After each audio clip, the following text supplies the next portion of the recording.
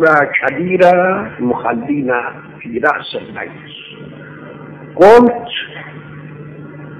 أنتم من أين عرفتم علي بن أبي طالب؟ أمير المؤمنين هو إمامنا، أنتم لا تعرفون الله ولا تسلمون للرسول. من وين هذا سورة أمير المؤمنين؟ قالوا: هذا أمير المؤمنين علي بن أبي طالب سلام الله عليه، اسمعوا بحلاوة الكلام، افتخروا، نفتخر بإمامنا سلام الله عليه. قال: يا هذا علي بن أبي طالب أمير المؤمنين مو لكم للمسلمين، هذا لجميع العالم.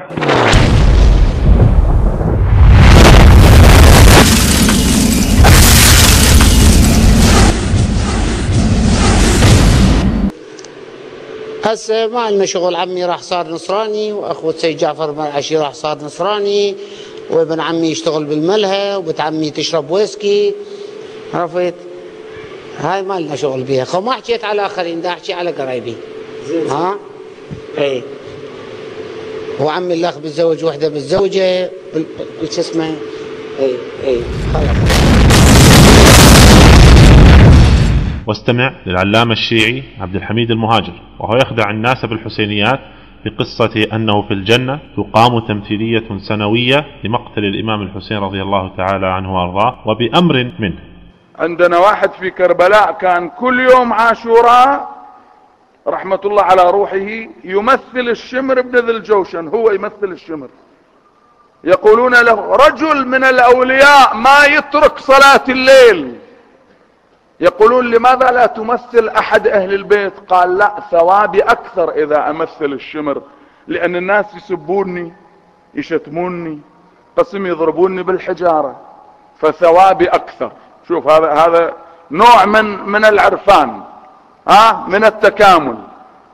بعد ذلك يحرق، هو هذا يحرق خيام الحسين يوم عاشوراء في كربلاء.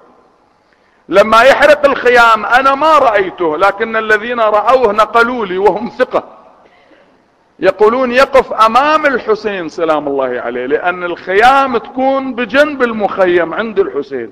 وإذا أنتم رايحين الكربلاء وشايفين، واللي ما رايح الله يرزقه إن شاء الله، وكل احنا نروح لزيارة الحسين، يوجد شارع هناك، يعني يستطيع الذي يقف أمام المخيم أن يرى قبة الإمام الحسين أمامه. فهذا الرجل اللي يمثل الشمر ويريد يحرق خيام الحسين يوم عاشوراء كان يقف هكذا قبل أن يحرق الخيام، يتكلم مع الحسين ويبكي بكاء الثكلى، يقول: سيدي تأذن لي أنت مولاي أنا أحرق هاي الخيام؟ أنت تسمح لي أبا عبد الله أني أقوم بحرقها؟ ويظل يكرر هالعبارة ويبكي، والناس اللي يعرفوا قريبين منه يشتد بكاؤهم. هذا الرجل بعد وفاته رآه عالم من الأولياء، سأله قال: يا حاج فلان، ما يخطر الآن اسمه في ذهني، ممكن رمضان كان اسمه، يا حاج رمضان أو يا حاج فلان، أين أنت الآن؟ قال: أنا ما